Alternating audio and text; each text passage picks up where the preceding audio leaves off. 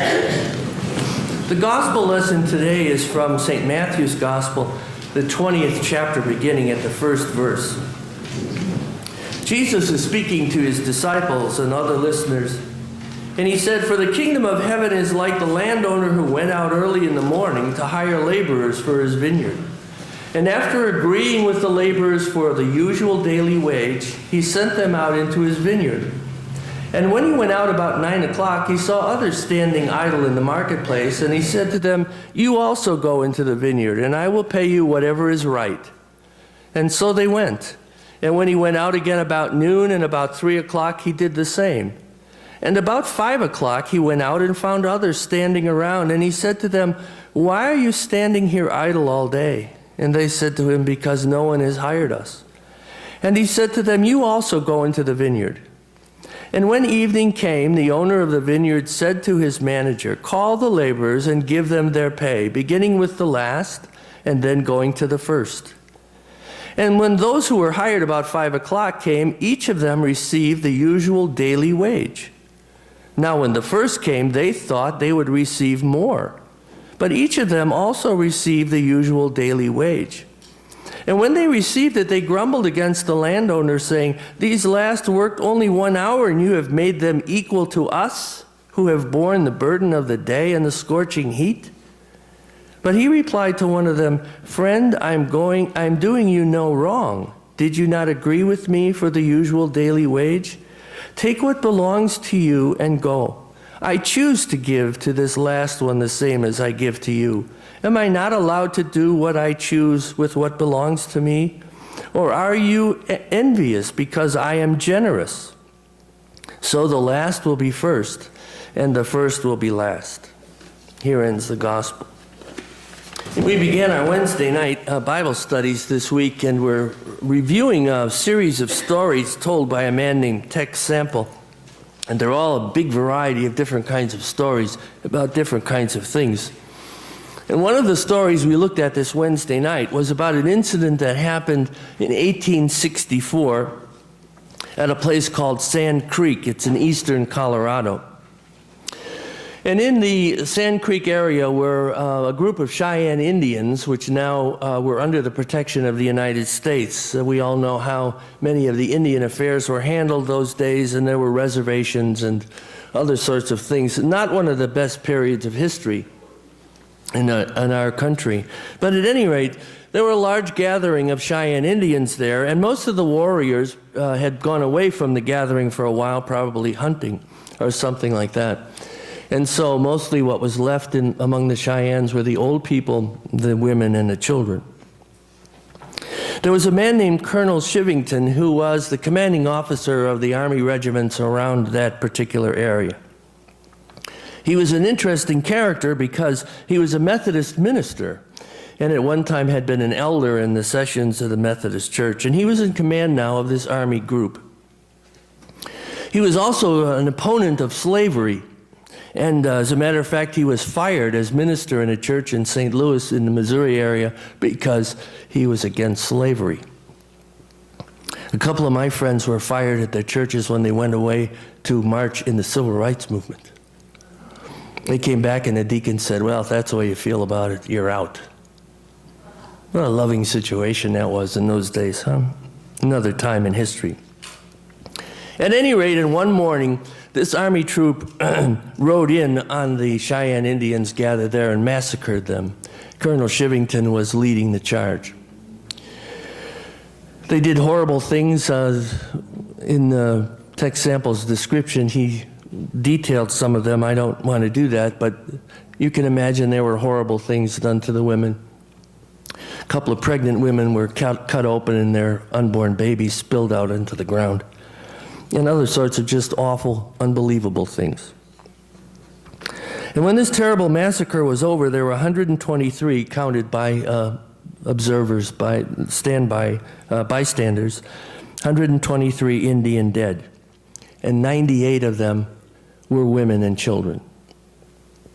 One little child, we're told, was even sent out with a white flag, and when the child left the tent and headed towards the military people, they shot the child dead.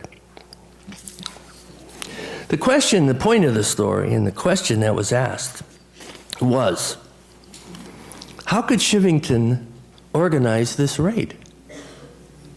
He was a Methodist pastor. He was supposed to be preaching the gospel and obviously knew the gospel well enough to abhor slavery, and yet he did this terrible thing as a military person. How could he do this? Well, what were the possible answers when you think about this? There are many possible answers running through your minds. I just want to share a couple of them with you. One of them is that he could be feeling, well, Indians are not really human beings anyway. They're certainly not equal to white people in God's eyes. They're heathens. They practice some kind of phony religion anyway. That's an answer that's used on a lot of people all over the world. This is why we have genocide, you know. These people are not equal to us. They have to go. They're getting in the way. The second thing is, maybe he had suffered. And people would say that, maybe his suffering had been terrible. And so he was just striking out because his own suffering was so bad. But he must have steeled his soul because of his own suffering then against the suffering of others, so he couldn't feel it.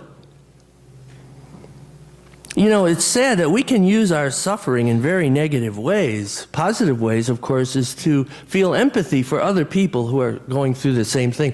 And quite often you know that when you've had a terrible thing happen in your family, you seek out other people who've had similar things so they can share with you how they survived and how they grieved and how they were able to be strong again and how they could help their life go on.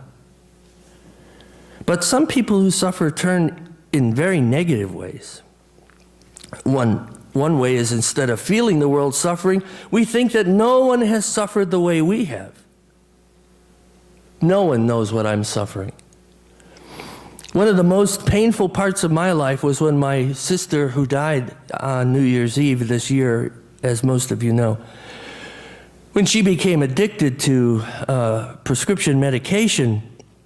And time again, I would talk to her and ask her to go into detox and to go through a program, which she did a couple of times and then relapsed over and over again. She would say to me, nobody knows what I'm going through. And so there's no way that they can help me.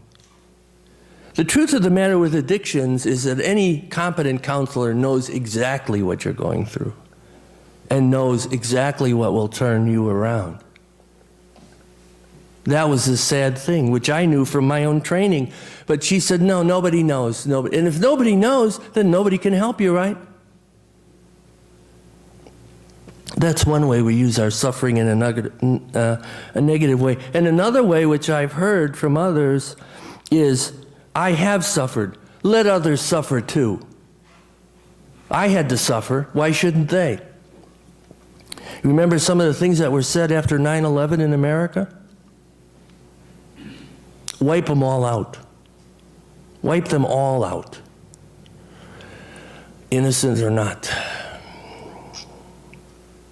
What happened to this Methodist minister, now a commanding officer, that he could lead such a raid and kill the way he did, allow the killings to take place?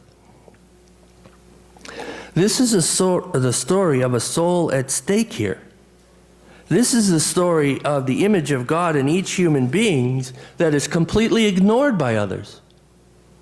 The Bible tells us time and time again, we are all created in the image of God. And the love of God certainly is betrayed in this situation. Today's gospel, the story I read to you from Matthew's gospel, is about many things, but it is surely about equal status in God's eyes. Because Jesus is using the story of the landowner and the people who came to work as a picture of God. It's not hard to figure that out. Yet there is so much inequality, so much overlooked suffering in our own world that sometimes it enters into our own minds. We feel now for folks who've lost homes after the hurricanes. And years ago, remember when Katrina hit, we were all so upset, and we still see the pictures of people who everything is gone. And you wonder, well, if that happened to me, what would it be like?